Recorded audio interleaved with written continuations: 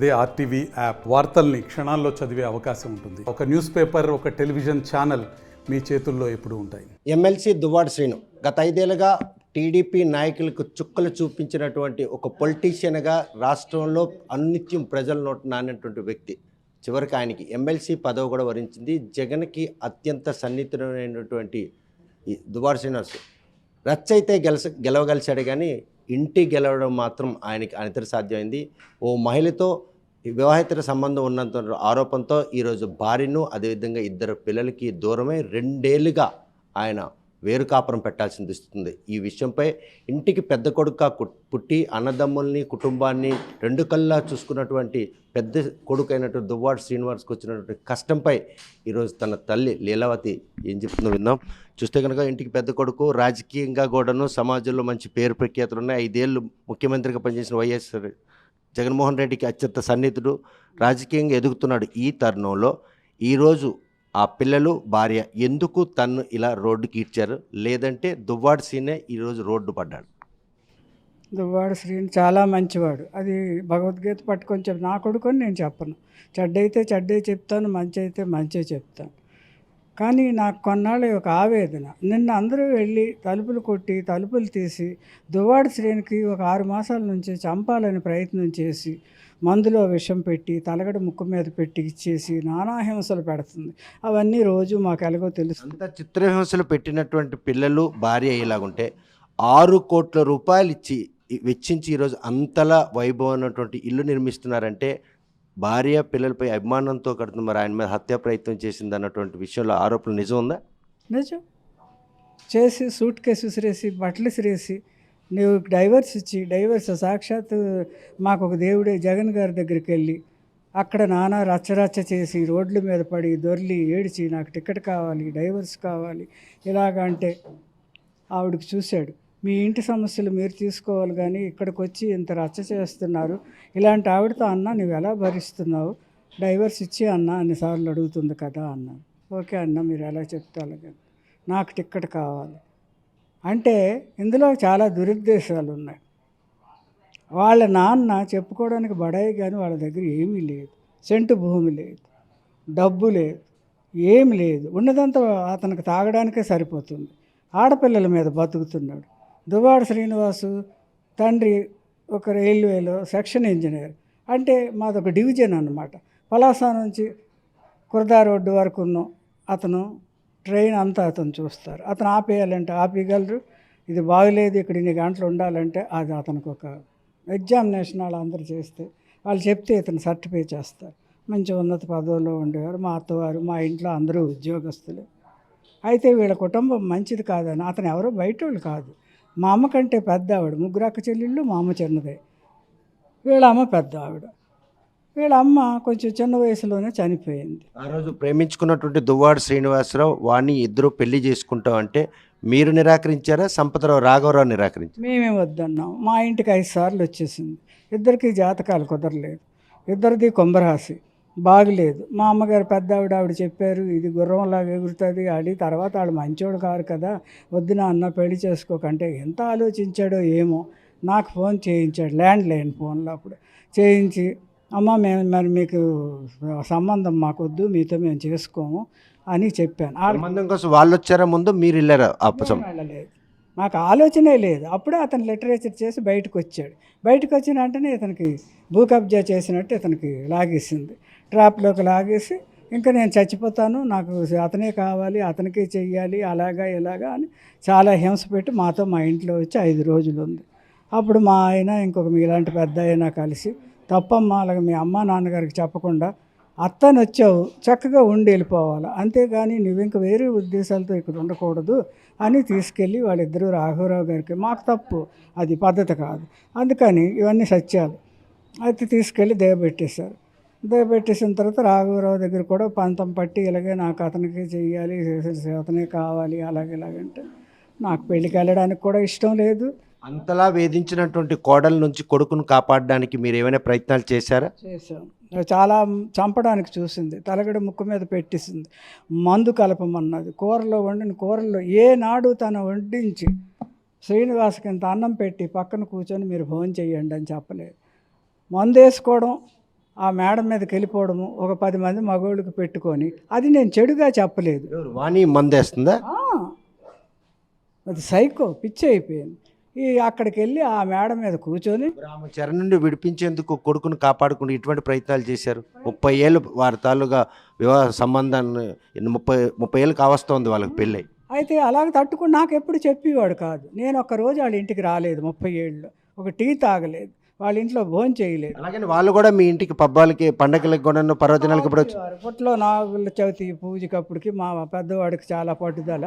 అలాగే వచ్చి వాళ్ళ నాన్నగారు సద్దినం అయినప్పుడు వచ్చేవారు, వస్తే అలాగే ఉండేవారు. రాను రాను అది కూడా కట్ చేయించేసింది.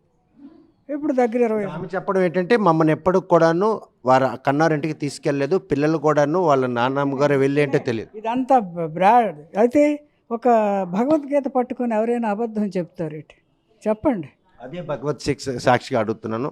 ఒక భార్య ఉంటుండగా 2 పిల్లలు ఉంటుండగా ఈరోజు శ్రీనివాస్ మాధవితో స్నేహం అనుకోవచ్చు, లేకపోతే ఏదైనా ఆమె ఆపదలు ఉంటే కాపాడారు, అందుకనే ఆమెతో పాటు ఉన్నారు అన్నటువంటి ఆరోపణలు ఎంతవరకు సమంజసం? మీరు ఎలా దాన్ని సమర్థిస్తారు? అంటే నేను ఎప్పుడు టెక్కలు రానండి. నాకు టెక్కల విషయాలు ఏవి తెలియదు. నా కొడుకు నా ఇంటికి పంపించరు, వాళ్ళు రారు. 10 ఏళ్ళు 20 ఏళ్ళు అవుతుంది. మా ఆయన గారు చనిపోయి 28 ఏళ్ళు ఎంతో అయింది. అతను రిటైర్ అయ్యి 2 సంవత్సరాలే ఉన్నారు. 60 ఏళ్ళకే చనిపోయారు అతను.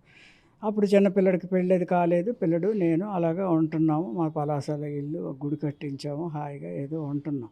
పిల్లడు శుభ్రంగా ఉన్నాడు కదా, కోవిల్కి వెళ్తున్నారు, అక్కడికి వెళ్తున్నారు. ఈ ఫోటోల్లో చూడడమే. తెల్లారితే పేపర్ వస్తే అన్నయ్య ఉన్నది కావాలి, మా మనవరాలు ఇదిగో పెదనాన్న ఉన్నారని తెచ్చిస్తే చూసి ఆ పేపర్లోనే నా కొడుకు ముద్దులు ఆడేసి అలాగా తృప్తి చెందేదాన్ని. ఎప్పుడు కూడాను మా రెండో అబ్బాయి కూతురుకు కూడా మనను పెళ్ళయింది 2 ఏళ్ళ కిందట. పెళ్ళైనప్పుడు దానికి అప్పుడు ఏదో క్యాన్సర్ ఆపరేషన్ ఏదో అయింది. ఆ రాత్రి పడుకొని ఉంది. పిల్లడు నిల్చున్నాడు. 2 గంటలకు ముహూర్తం. మేము చేస్తున్న కళ్యాణ మండపంకి హాస్పిటల్కి దగ్గరే. అయితే 2 నిమిషాల్లో అక్షతలు వేసిస్తాను, శ్రీకాంత్ బాధపడతాడని నా కొడుకు చెప్పి, నువ్వు వెళ్ళినట్టయితే నేను పొడుచుకొని చచ్చిపోతాను అన్నాడు. చూడండి, అంటే సరేలే అని రాలేదు. అయితే మేము తల్లిం కదా, అన్నీ అర్థం చేసుకోగల శక్తి మాకుంది. ఎందుకంటే మన పిల్లడికి ఉండకపోవడం ఏంటి, ఉంటుంది. కానీ ఆ సైతాన్ని రానివ్వడం లేదు. సరే ఎలాగో బ్రతుకుతున్నారు చక్కగా ఉండి అనుకో. ఆమెతో పాటు ఆమె చిత్రహింసలు బలవుతున్నాడు. ఈరోజు శ్రీనివాస్పై మరొక ఆరోపణ కూడా ఆమె చేస్తూ ఉంది. మాధురితో ఆమె అంటే మాకెవరో తెలియదండి. మేము టెక్కలు ఎప్పుడూ రాము, మాకు ఇక్కడ ఎవరూ తెలియదు. మేము వాళ్ళ ఇంటికే రాను నేను. కాబట్టి మాధురి ఎవరో నాకేం తెలుస్తారు? నిజంగా చెప్తున్నాను, ఆ పిల్ల నాకు తెలియదు. తెలియకపోగా మరి ఈవేళ రోడ్డు ఎక్కడానికి గల కారణమే ఆమె అని చెప్పేసి మీ కోడలు ఆరోపిస్తుంది, మనవలు కూడా ఆరోపిస్తుంది. ఈరోజు తలుపులు పగలగొట్టుకొని శ్రీనివాస్ ఇంటికి వెళ్ళవలసిన అటువంటి పరిస్థితి వాళ్ళకి ఎందుకు వచ్చింది? శ్రీనివాస్ ఎందుకు కుటుంబాన్ని వదిలి? ఇప్పుడు ఈ టెక్కల్లో ఉన్న వాళ్ళు ఇక్కడ ఇల్లు కట్టుకోకూడదా? ఇక్కడ ఉన్న వాళ్ళు అమెరికాలో ఉండడం లేదా? అమెరికా వాళ్ళు మన దేశం రావడం లేదా? అన్ని దేశాలలో కలుపుకుంటే ఎవరికి ఎక్కడ ఇష్టం ఉంటే అక్కడ కట్టుకుంటారు. టెక్కల్లో ఉండొద్దు అన్నది వాళ్ళ తలవాదం. 30 ఏళ్ళుగా ఉండనే ఉంటున్నారు. కానీ ఈ రోజు మాత్రం గత 2 ఏళ్ళుగా మాధవ్తో ఉన్నటువంటి ఆ సంబంధాన్ని మాత్రం తెగదెంపు అంతవరకు తెలియదు. నా కొడుకు అలాంటివి చెప్పడు, తల్లిగా నేను అలాంటివి విన్నాను. మీకు తెలిసిన తర్వాత కొడుకుని సమర్థిస్తున్నారా, లేకపోతే అది తప్పు నాన్న అని చెప్పి? అది ఇప్పుడు నాకు తెలిసింది. ఎప్పుడైతే ఇది మందు పెట్టి చంపిస్తానని అనడం, తర్వాత జగన్ గారు ఎదుటే నాకు డైవర్స్ కావాలంటాం, రోజు ఇదే బాధ. అయితే ఈ అమ్మాయి ఎవరో నాకు తెలియదు, కానీ ఒకరోజు ఒక ఆవిడ నాకు అని చెప్పి ఈవిడ ఫోటో చూపించింది. నాకు చూపిస్తే ఎవరు అన్నారు. చూపించింది ఫోటో చూపించింది ఎవరు? అక్కడ ఆవిడ మా పలాస అమ్మాయి. అత్తమ్మ ఇదిగో ఈవిడే మాధురి అంటారు, చాలా కామెంట్లు, వాళ్ళందరూ ఈవిడికి స్నేహం, మనకు మంచి ఓట్లు పడతాయి. మరి వాణి కూడా ఆవిడకి పిలిచారు, ఒక పదవి ఇచ్చారు, శాలువా కప్పారు, అన్ని క్షేత్రాలకి మా శ్రీనికి ఉట్టినే కదా దైవ దర్శనం, అందుకే తీసుకొని వెళ్ళమని చెప్తున్నారు అని అలాగే చెప్తూ వాళ్ళు అతనికి ఫోన్ చేసి, ఇంటింటికి ఫోన్ చేసి మాధురి మా అతను ఇలాగ ఉన్నారని ఆవిడే చెప్పేదట. మాధురి ఎవరు? శ్రీనికి ఈ వయసులో ఇదేంటి, చదువుకోలేనుడా, మూర్ఖుడా, తాత అవ్వాల్సిన వయసులో ఇప్పుడు ఏంటి 60 years అయిపోతున్నాయి, నాలో సగం అయిపోయాడు, వాడు ఎందుకు ఇలాంటి పని చేస్తాడు, ఎప్పుడూ లేనిది అని అనుకొని, తల్లిగా కాదు అనుకున్నాను నేను. వాడి మనస్తత్వం బాధపడిన క్షణం కొడుకును మందలించాలనే ఆలోచన వచ్చిందా అని నేను మరి అది ఎంతవరకు నిజమో నాకు తెలియదు కదా. అయినా నాయన నువ్వు ఇలా తిరుగుతున్నావు ఏంటంటానికి అది నిజమో అబద్ధమో ఆవిడెవరో ఈవిడెవరో నాకేం తెలియదు. తెలియకపోతే మా పిల్లలకు అడిగాను, ఏంటి నాయన మాధురి అంటే ఎవరు ఏంటి, ఈ మధ్యన ఏదో చిన్న పుకారు వినిపిస్తుంది కదా అంటే, మనకి తెలియదమ్మా టక్కలి, కానీ కొంచెం వాళ్ళు మంచి ఫ్యామిలీయే. దివ్వల గౌరయ్య గారు మా పిల్లడు అడ్వకేటే కదా, దివ్వల గౌరయ్య అని ఆయన చాలా పెద్ద అడ్వకేటు. మనం సాయిరామ్ గుడి అలా కట్టించాము, వాళ్ళు సత్యసాయి గుడి అలా కట్టించారు. వాళ్ళ తాలూకా మనవరాలు ఏంటో అయి ఉండొచ్చు అని మా చిన్నోడు అనేసాడు. అయితే ఎందుకమ్మా అలాగ అడిగామంటే అప్పటికి ఇవన్నీ నాకు తెలియవు. అంటున్నారు కదా ఎవరు వాళ్ళు ఏంటి అనేసి అడిగి సూరుకున్నాను నేను. ఇలా నడుస్తుంటే ఈవిడే అతనికి ఫోన్ చేసి మీ ఆవిడ మా శ్రీని గారు తిరుగుతున్నారు అనగానే అతను నమ్మేసి నువ్వు ఎంత ఇష్టపడుతున్నావో కదా ఇంకెందుకు నువ్వు నాకు అక్కర్లేదని ఆవిడకి డైవర్స్ ఇచ్చేసారు. డైవర్స్ ఇచ్చేసి ఇక ఆవిడకి ఇంటికి వెళ్ళి చెప్పడం అట, మాధురికి డైవర్స్ వాళ్ళు భర్త ఇచ్చారని చెప్పారా మీకు? ఇచ్చేసారట. ఇచ్చేసి అతను అన్నారే కదా వెళ్ళిపోయారు. వెళ్ళిపోయిన తర్వాత ఈవిడ అలా ఏడ్చుకొని బాధపడి అంటే చెప్పుకోవడం నాకు తెలియదు కదా. ఆ తర్వాత ఇప్పటికైనా వాస్తవాలు మీకు తెలుసా? అసలు దువ్వాడ శ్రీనికి మాధురికి ఉన్నటువంటి సంబంధం ఏంటి? ఆవిడని ఏ కష్టాల్లో దువ్వాడ శ్రీని ఆదుకున్నారు? దువ్వాడ శ్రీని అనుకుని ఆవిడ ఎందుకు నమ్ముకుని ఉందన్న విషయాన్ని ఇప్పటికైనా ఎవరైనా మీకు వాస్తవం చెప్పారా? వాస్తవంగా నాకు ఎవరు చెప్తారు, నేను ఎక్కడికి ఎవరితోనే ఉండను. అందుకే ఆరా తీయాలి కదా. ఈవేళ శ్రీనివాస్ కొడుకు వచ్చిన కష్టం కోసం ఈరోజు రోడ్డు మీదకి వచ్చారు. 30 ఏళ్ళుగా వాళ్ళ ఇంటి గడపెక్కలేదు, సరే కదా. కనీసం వచ్చాను నిన్న జరిగిన సంఘటన కోసమే.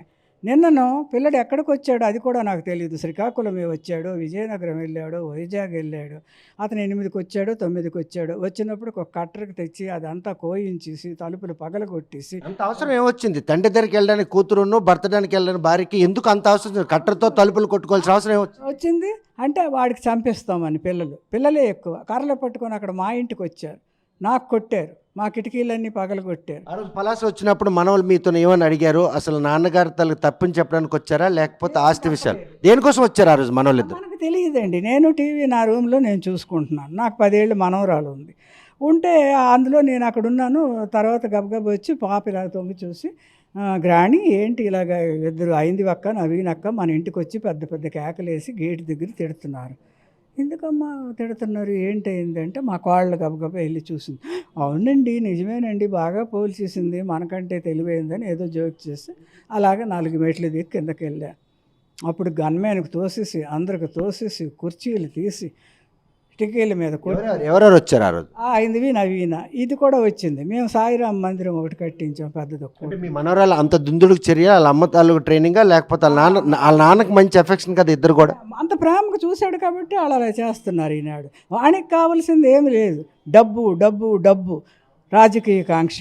ముఖ్యంగా వాళ్ళ తండ్రి ఒక వార్డు మెంబర్ కూడా కాదు, వాళ్ళ ఇంట్లో రాజకీయం లేనే లేదు. ఈవిడికి ఏంటంటే ఎవరైనా ప్రపంచంలో భర్త ఎదిగితే భార్య చూస్తుంది, బిడ్డలు సంతోషపడతారని ప్రతి ఇంట్లో అనుకుంటారు. ఒక ప్రమోషన్ వస్తే మేము ఎంతో సంతోషపడిపోయేవాళ్ళు. ఆ నాన్నకు మళ్ళీ ప్రమోషన్ వచ్చేసింది అలాగలిగా. మా వెర్షన్లో అలాగుంటారని అనుకున్నాం కానీ ఇలాగని మాకు తెలియదు.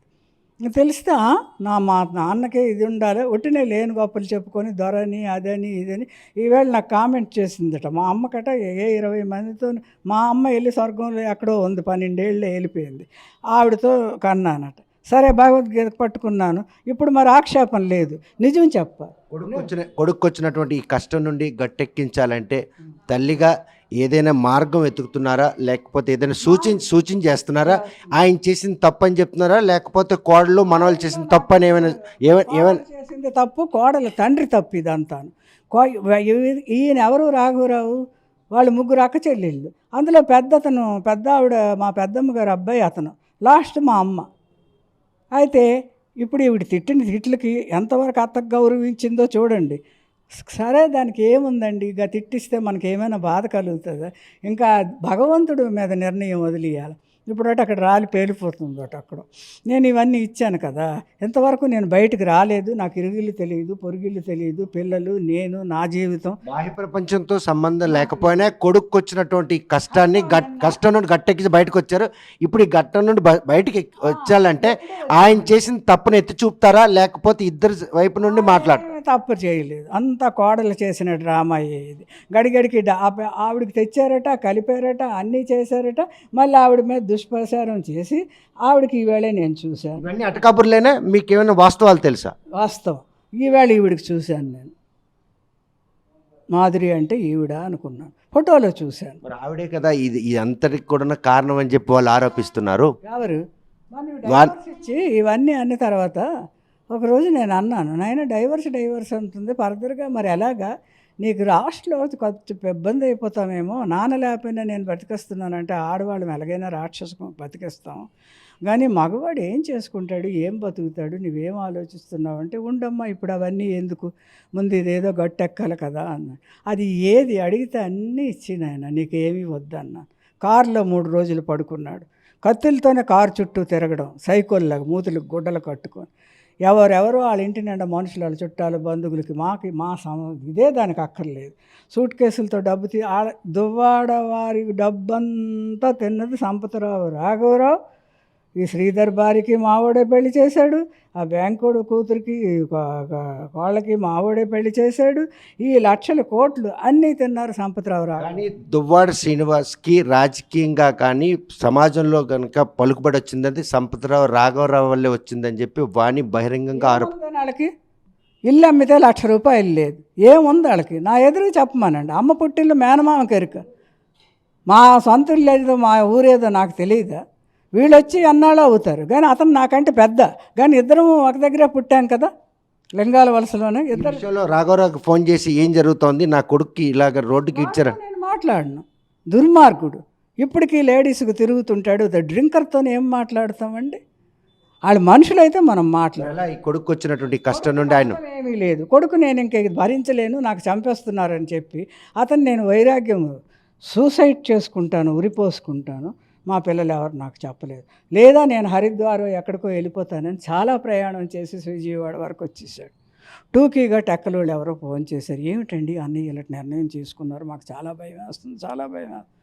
అప్పుడు ఇంకా రాంగ్ రూట్లో ఎలాగో వచ్చి కారుకి అడ్డంగా బండి నిలబెట్టాడు. ఏంటన్నయ్య నీ సమస్య, ఒరే 3 రోజులు కారులో పడుకున్నాను, 3 మాసాలు అన్నం లేదు, టీవీలో స్కెల్టన్లా కనిపించేవాడు, నాకు కళ్ళు ఇవి లోతుకైపోయి, ఆయన అన్నయ్య ఏంటి ఇలాగ అయిపోయారు, ఎంత సన్నంగా అయిపోయాడు ఏంటి అంటే, లేదమ్మా తిరుగుతారు కదా అలాగే, నువ్వేం బాధపడకు, తెల్లారితే పేపర్ చూసుకోవడం, ఆ పేపర్ చూసుకొని ఆడడం, పేపర్ రాగానే గ్రాణి పెదనాన్న ఫోటో పడ్డా చూడు అని మనవరాలు తెచ్చిచ్చింది, అక్షర సత్యాలు.